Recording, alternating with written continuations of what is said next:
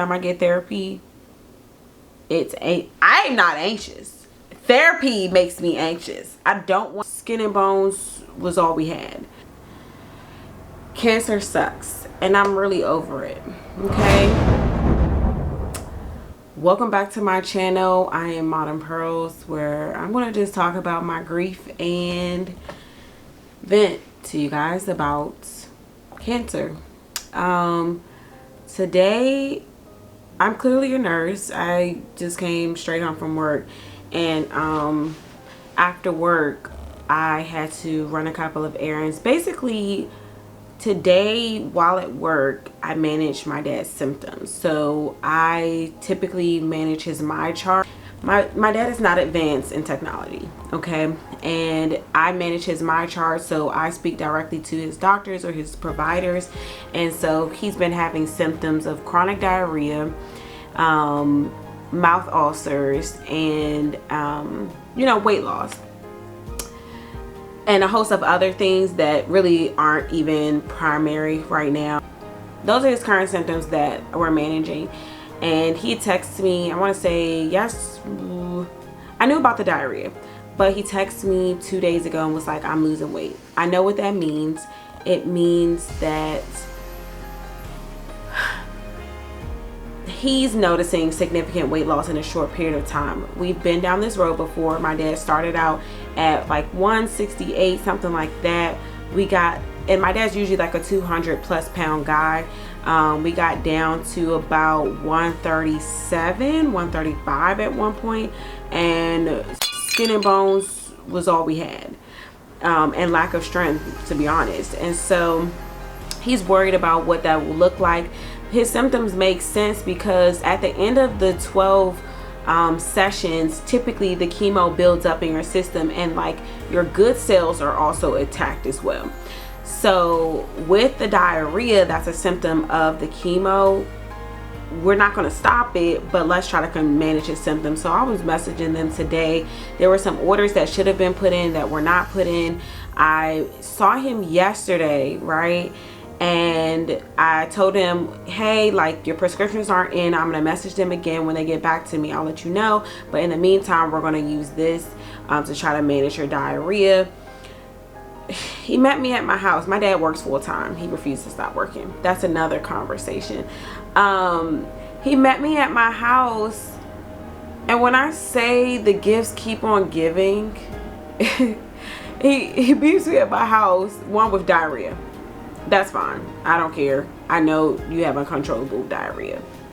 But then he's like, yeah, you going into town? And into town meaning like my hometown. And I'm like, no.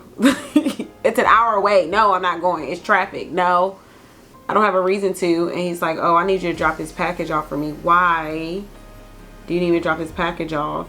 So on top of the cancer, there are some social dynamics. That's what I always like to describe to people that we're currently going through, or have been going through, or will always go through until this is all done. And I know I shouldn't have a bad attitude about it, but sometimes, like, I really don't feel like it. Let's be real.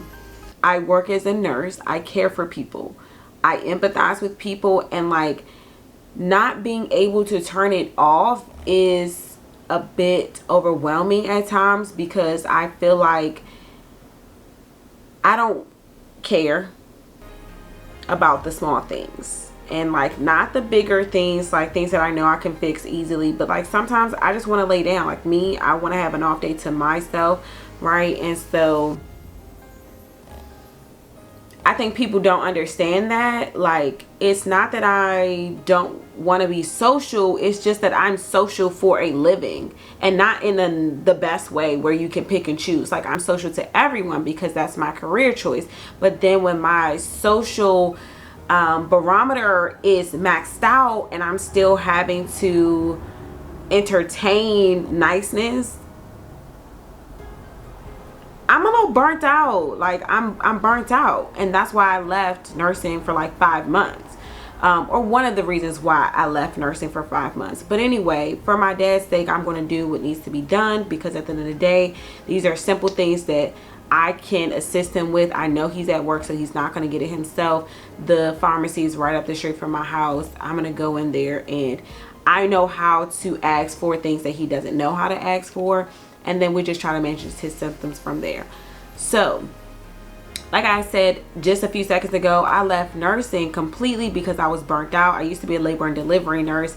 Before that, I was maternity, so like postpartum, newborn, and then we would share a sister unit with NICU, so sometimes we would help them out. Well, I got burnt out with our healthcare system, as most of us, are, pretty frustrated. And I decided that I needed a break. I took a break, went to England, right?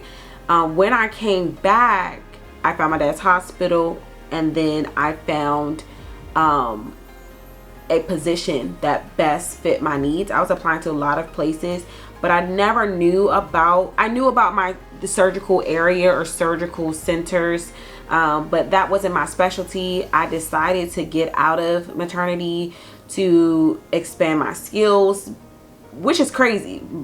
Most people think, oh, you go into a specialty. When you make it into a specialty first, you stay there. And like, I'm doing the exact opposite. I started in a specialty, and now I'm expanding my skills.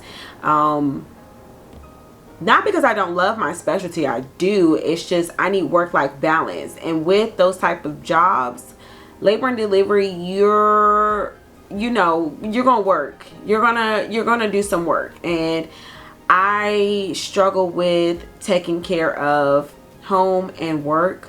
One place can stress me out, not both places. So that's where I chose a job that was no weekends, no holidays, and then on call was very minimum.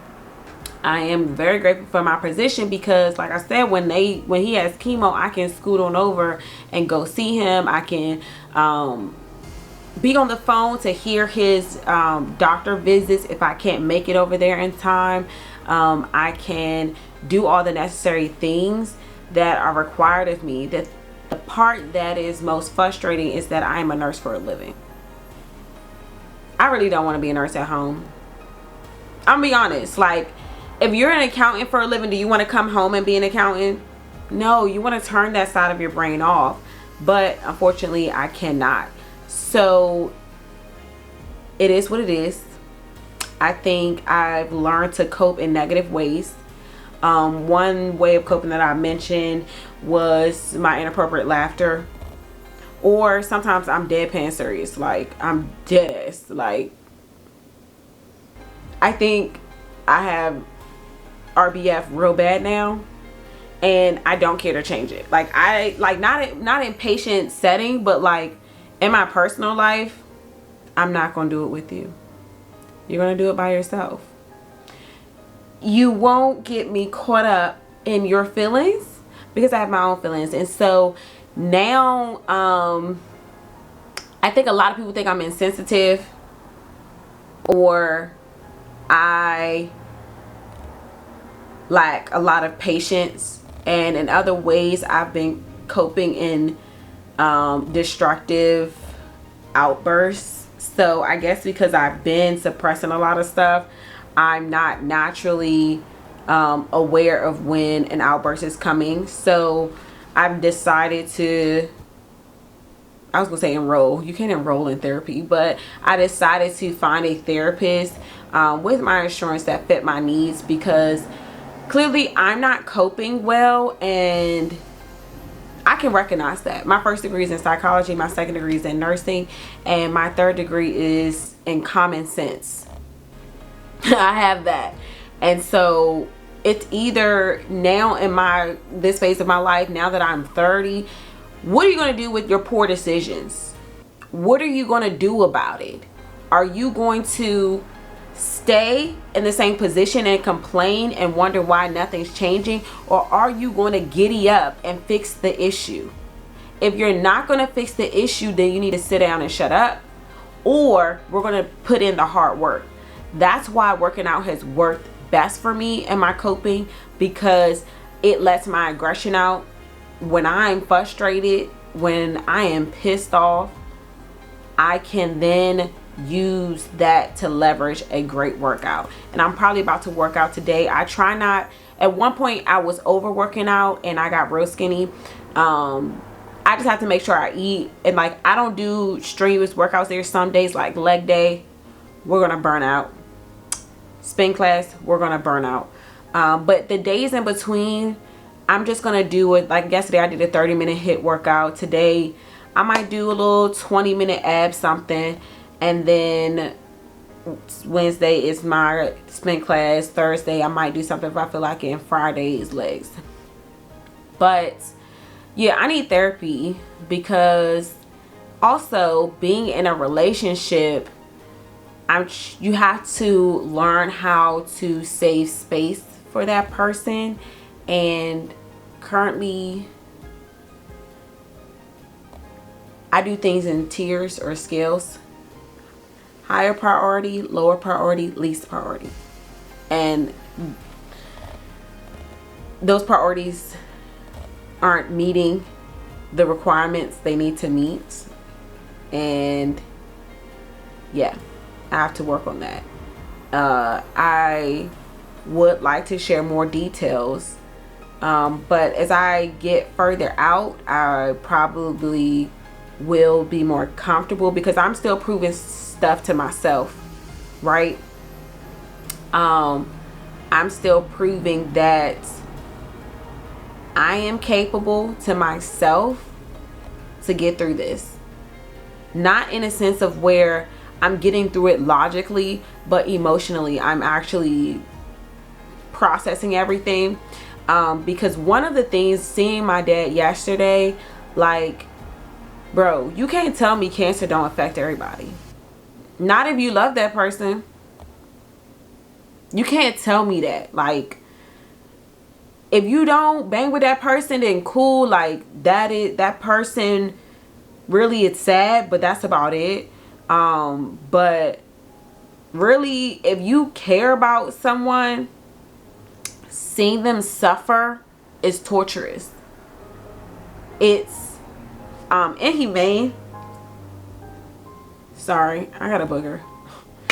It's inhumane, and it is almost like a slow burn, right? But because I am a nurse, I can critically think through things. I don't show emotions, and that's one of my dad's biggest complaints. He's like, you hear that, Jasmine? You hear that? You understand that? And I'm like, yeah, like, yes, I'm not deaf. Like, yes, I hear demands. I don't allow myself to break down in front of him, because we used to have a relationship where both of us wanted to be big dog, like big, like comforting, right? I comfort you, you don't comfort me, or you comfort me, I don't comfort you, whatever. And at this stage, it's like, I never thought about how lonely he is. The man is when I say by himself, he go home to himself, he wake up to himself, he go to work and do it all over again. Like, we don't see each other often because I work a lot, he works, and he lives an hour away. So like, our timing, like, sometimes I only see him like once a week or once every 2 weeks, and sometimes longer, let's be real. And that might be because I don't want to see him. Not that I sometimes I don't want to see him because he annoying me for social reasons, but sometimes, like, I don't want to see him look like that. That's gonna be the part that's going to tear me up at the end. Seeing someone emaciated, seeing someone in pain, seeing someone just body deteriorating, like they don't look the same. Like, going through chemo, you don't look like yourself. When he gets off of chemo and we get a little bit of break, he starts to like pick up weight and like look a little bit better, look a little lively. But like, you know, I don't think I ever seen the inside of my dad's mouth. Let's really talk about it. Like, who asks their parents open up wide? Do you ever ask your parent, like, open up, let me see? No, like typically you don't, like unless there's really something going on. Like, one, I'm not a dentist, I don't want to be in anyone's mouth. But then two, since he has these ulcers, I'm like, you know, me being a nurse, let me see so that I can do an assessment. I want to see if it's getting better. I want to see if it's getting worse. Like once we start doing the things we need to do. Boy, he opened his mouth. I didn't even know he was missing teeth. I didn't know that. I didn't know. I did not know he was missing teeth. I didn't know he had cavities. I didn't know his teeth was that bad. He needed a dentist appointment. And now I'm just like, all right, let's put that onto the to-do list. But child, when people be coming at me with complaints, I be like, I really want to be like, I really don't care. Like, I really don't give a and now at this stage of the game, like, instead of telling people that because it's insensitive and really it's inappropriate, not it's inappropriate, it's just like people don't care that you don't care. But why don't you care? You don't care enough. Aren't you supposed to be caring? It's like, yeah, but like how often can I care? Like how long can I care? Like, can I care about myself? Like, do I get room for that? But like, do I have to listen to trivial complaints about things that don't matter? That's the stage of the game at 30 with no kids and having to care all the time about things that I did not do. I'm completing my intake, my therapy intake. I'm really nervous about getting therapy. Every time I get therapy, I'm not anxious. Therapy makes me anxious. I don't want to talk. Like, I don't want to talk about it. And so that's why I'm kind of like forcing myself to essentially talk about it now, because like otherwise I just crack back jokes with my brother. I might give him updates. I mean, people ask me about my dad all the time and I just be like, you know, he's good, like we kicking it, like, but what are you gonna do?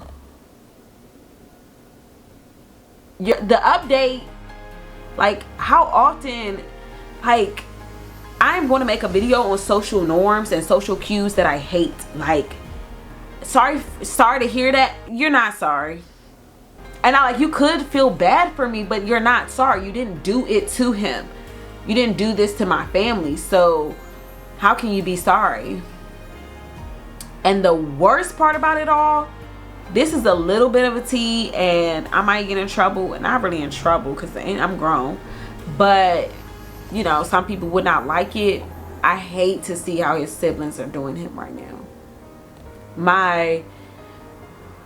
They've lost 2 of them, like one of them from another disease and the other one from a recent disease, and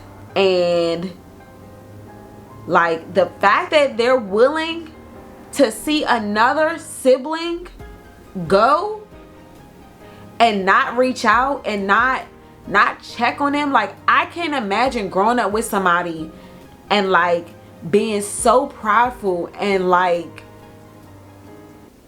just act like it's nothing. Like, that is wild. That is so wild to me. Like, I made promises to myself, and me myself, I'm gonna need a bodyguard the day of certain services occur, right? I'm gonna need me a bodyguard, or should I say someone gonna need to guard me, because the way that I've seen these people behave and the things that I've seen them say about their siblings is disheartening. And that's why I'm also getting therapy, because if I don't get therapy, I'm going to have an inappropriate outburst, whether verbally or physically, and it's not going to end appropriately. I'm too old to be acting inappropriately. I cannot like something and it be fine, but like, dog, if at said services some individuals may not speak, they may not have anything to say, write it in a letter, put it in a card. We might read it, but you may not have the mic, and I'll make sure of it. But I'm also like letting some people that's very close to me know, keep an eye on me. Because, baby, shots fired. Shots fired. Not literally, figuratively, but I'll make sure it stinks. Cancer sucks, okay? Like, if I didn't say that, which I know I did, heavy on the sucks. We try to make it fun. We try to make the most of it. His birthday's coming up. Yo, his birthday's coming up, bruh. His birthday's coming up, and he's like, I'm going to South Carolina. Before or after chemo. Because you know your birthday in the middle, right? Where you going? And with who? Because I can't go because I got to work. But you're going to feel like crap. You can't drive that far. Get chemo. Get connected to your pump for 48 hours. And then come back in time to get disconnected from the pump. You're gonna be tired and probably sick. Let's reel it in. Let's reassess. And let's figure out a better plan. Because this plan sounds terrible. And I can't help you down there. They don't even got your record. They could pull it, but like, poor baby. And he ain't even know. And I was like, bro, your birthday smack dab in the middle. Like, I don't think it's a good idea to go to South Carolina. You can go the week before, but like, bruh, I'm sorry. You can't go. And he calls me his mom. Well, since I'm your mother, you're not allowed to go. That's it. That's all. I ain't got nothing else to say. That was enough talking for me. Yeah, bye.